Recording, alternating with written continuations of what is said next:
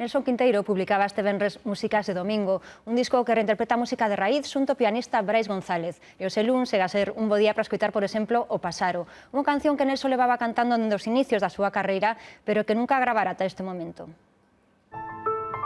Chamáceme moreniño e a vista de tanta xente que agora vai me quedar moreniño para sempre.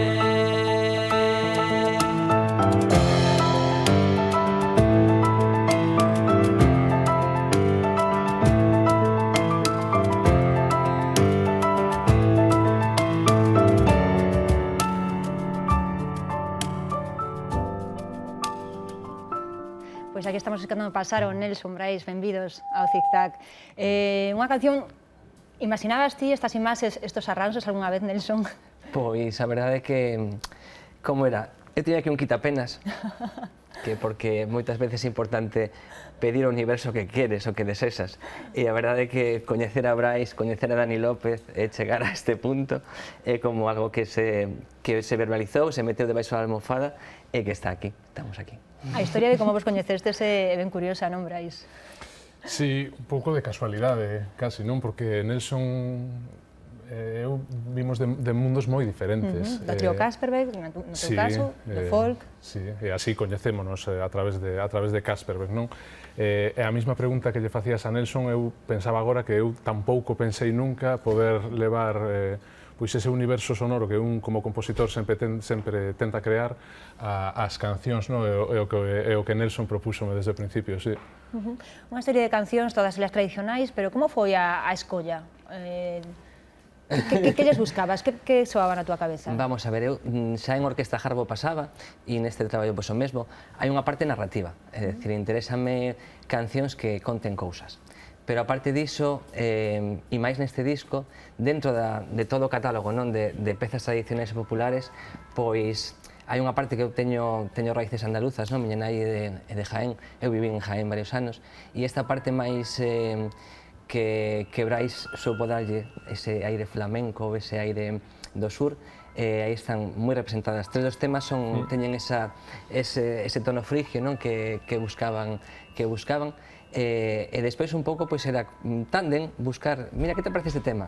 Tirámoslo por aquí, e un xogo de latitudes, é dicir, cousas que surden na Costa da Morte e rematan en Cuba. Ou un fado que acaba na Argentina, por exemplo, non? Como a Branca. Sí. Como foi que destes con Dani López para facer este videoclip? Como lle coñecestes? Pois foi curioso, mira, Dani López coñecímonos en Oleiros no ano 2006, en la que ele estaba con un ano de Flautasía, que era un disco que... porque ele é gaiteiro, é flautista, é moi bo. Levámonos moi ben daquela. El fixera reportaxe dun grupo de danza que tiñamos que era Contra Dous. Resulta que o vídeo atopoume a min e non a él. É curioso, porque eu tiña a idea de facer este vídeo para este tema. E un día, bichando pola rede, resulta que xa o gravara, Dani López. Entón, chameino, e inmediatamente dixen, mira, fusilachesme unha idea que tiña. Probamos a poñer a música do Pasaro no seu vídeo e encaixou a perfección. É que ata cando o momento que ia a gravar, aparece a voz, é increíble. Brais, o piano é fundamental, o alma mater deste proxecto. Tamén hai máis instrumentos, non? Pero o piano, como nacen as melodías, digamos. Sí, concebímolo así. Cando empezamos a traballar con Nelson, sí que en algún momento buscamos sonoridades onde o piano era máis unha ferramenta máis dentro de todo o corpo instrumental. Nelson quiso neste traballo centrarse moito na sonoridade do piano, que sí que casi que o protagonista absoluto do disco. Sí. Como ides facer para leválo para o directo?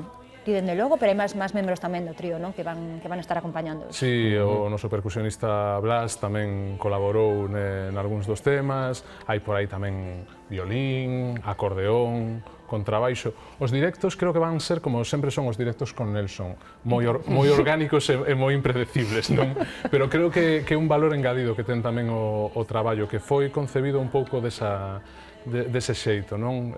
Naceu dunha maneira moi orgánica tamén porque este disco foise creando a través de, pois, de case 2 anos de explotar os temas en directo, no? E con distintas formacións e con distintos encaixes sonoros. Entón, a xénese do traballo foi esa. Entón, eu creo que agora para os sucesivos directos xa hai un traballo feito, xa de antemano.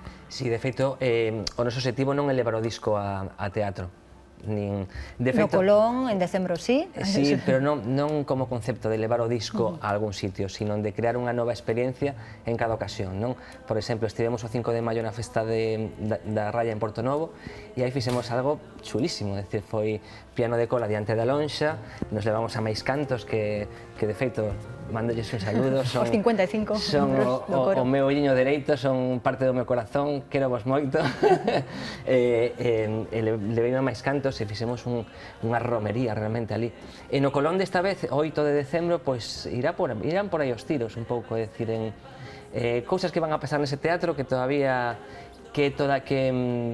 son segredo de sumario, pero que prometemos que vai ser moi escénico, e prometemos que vai ser moi especial, e como eu veño tamén do cabaret, pois romper un pouco a cuarta parede, romper un pouco por onde chegan os tiros. Non sempre vai ser un concepto de escenario hacia o público, senón que de repente o patio de butaca se vai converter nun escenario. Vai ser unha cosa moi bonita. A verdade é que és actor, bailarín, mundo do cabaret, dache igual no escenario que na rúa. Bueno, gústame moito, pois sempre digo, gústame moito o que fago, senón non o faría. Sabes, de feito, pois ora no que máis traballo é como doutor Sonrisa da Fundación Teodora en hospitais, e o que fago gústame moito, pero realmente sempre le dicen a Brais, hai un punto de conexión miña co universo que digo, este é o que no que eu me sinto realmente no meu elemento, que é este tipo de proxectos. Orquesta Jarabo no seu momento e músicas de domingo agora. E entón o con máis cantos, non? É dicir, en momentos nos que conectas ca tua esencia e xa todo flúe.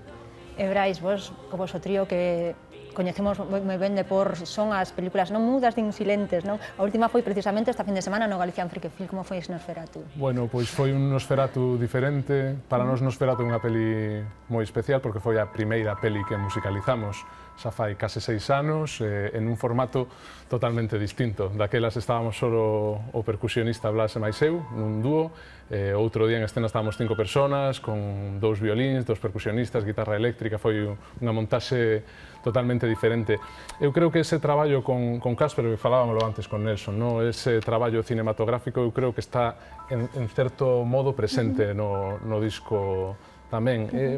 É sempre difícil categorizar a música, calquera música en xeral, pero eu atopaba cando escoitaba o disco problemas para decir isto realmente que é, porque non é jazz, tampouco podes categorizalo como world music. Pero hai aires de jazz, hai aires latinos, hai aires de moitas cousas. A mí, fíxate, é curioso o que Nelson sempre di do xogo de latitudes e o que máis me chamou a atención cando empezou a propoñerme cousas, Nelson, porque era moi interesante traballar desa maneira, sabes? Non hai nada prefixado, cada canción, cada tema é unha aventura diferente que pode levarte. E o aspecto lúdico, é dicir, que somos músicos que nos gusta a música e nos gusta xogar, entón un pouco ten moito que ver con ese xogo de latitudes, pero tamén xogo en sí mesmo, porque sempre que acabamos os temas acabamos partiéndonos a caixa, porque moitas veces é que é moi divertido, Pois moitas grazas por estar aquí, por este disco Músicas de Domingo, que pronto poderemos escoitar xa en directo, temos moitas ganas, grazas polo vosso traballo, verdade? Un placer.